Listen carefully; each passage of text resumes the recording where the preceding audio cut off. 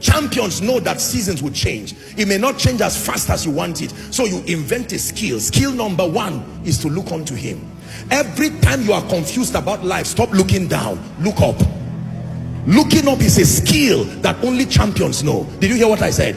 Every time someone tells you, provided I'm in this office, you will never be promoted, go back home and sit down. Then your wife says, what kind of a man are you? There's no food for the children.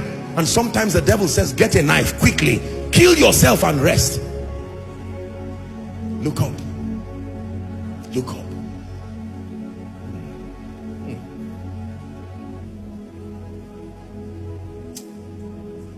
Be strong in the Lord. There are times you will do everything right. It is not just your season of appearing. There is nothing at all that you did wrong. You kept the principles. What God says to do is what you have done. All that is left is to stand. Haven't done all. Stand. Stand. You called for the program and only 5 people came. And somebody told you, go and look for a job quickly. Because if it's this ministry, you are not called. We look to Yahweh, Yahweh. Our hope is Yahweh, Yahweh. We look to Yahweh, forever Yahweh.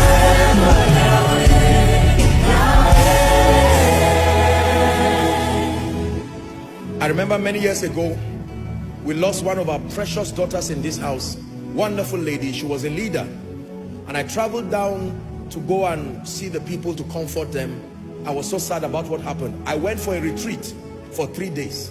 I said, Lord, how did this happen that you did not show me?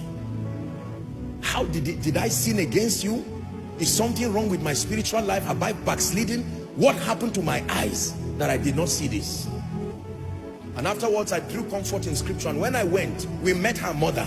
You know how it is to enter a house where someone is bereaved? And the woman kept encouraging us. She was the one who became the preacher. The woman who lost her daughter. Come on, I said, this is stamina. Look, it is a powerful thing. In the midst of storms, that is when you will see strength from within.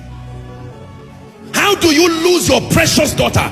An architect, wonderful lady, great destiny. And you would think the mother would be crying and shedding tears and saying, all of you men of God, you mean you couldn't see this? And she was the one telling us to be strong. I left that place. I said, there are people, oh, something happens to you when you know God. You can sit in the midst of fire and be teaching people how to survive. You are in the midst of fire. You don't even focus on your own fire. You have gained mastery over storms.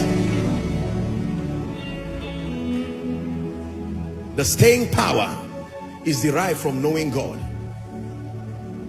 There is something about your knowledge of God that gives you the strength. The 3 Hebrew boys said, O king, I hope you know that fire was not a parable.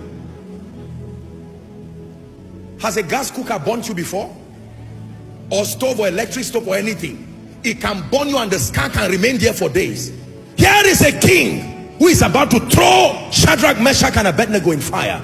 And they said, O king, our God will save us. But that even if he does not save us, we build capacity already.